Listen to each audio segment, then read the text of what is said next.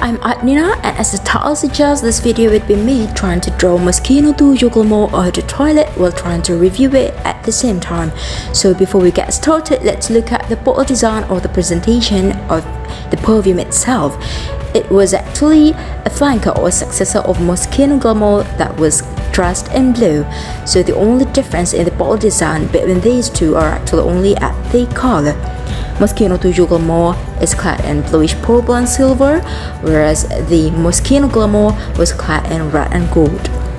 Actually, I haven't smelled the original Moschino Glamour yet, and because of that, I can't make any comparison between these two perfumes.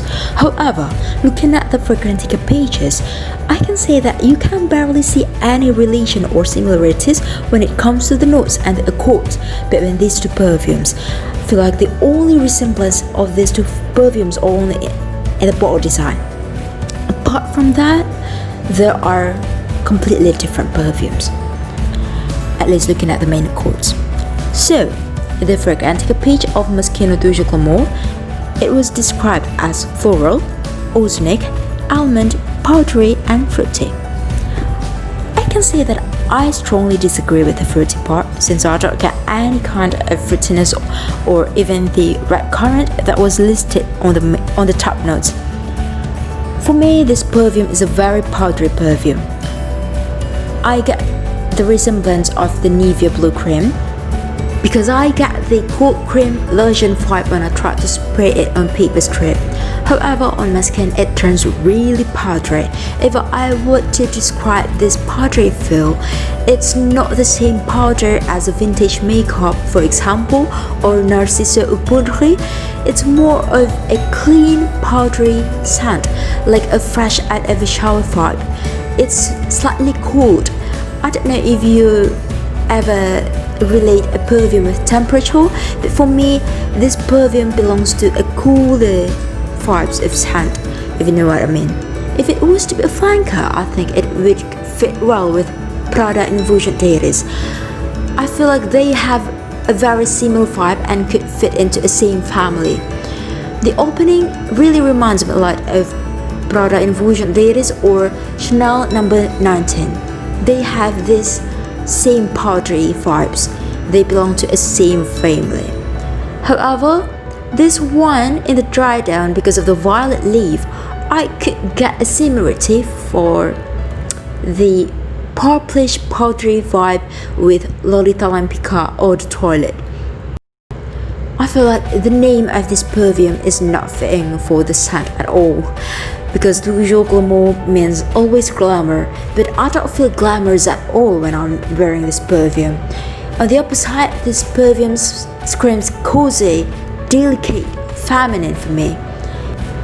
I also think that the scent is a little bit mature and it has no sweetness at all on my skin, so I feel like I've got to warm it up and layer it with something else, and I think it would best to be layered by lotion or body cream, not another perfume.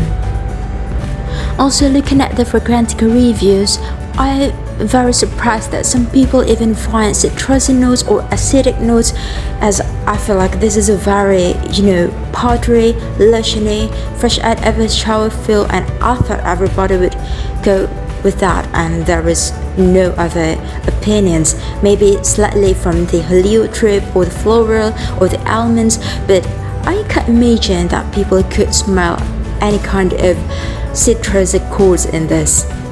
So for the performance, I thought that this would last much shorter than it is.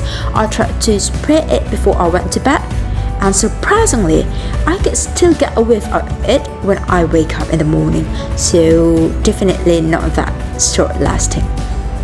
And it's not a loud perfume, it's more of a skin scent, and because of that, I think if you use it and go out and do something, you might not be able to smell it.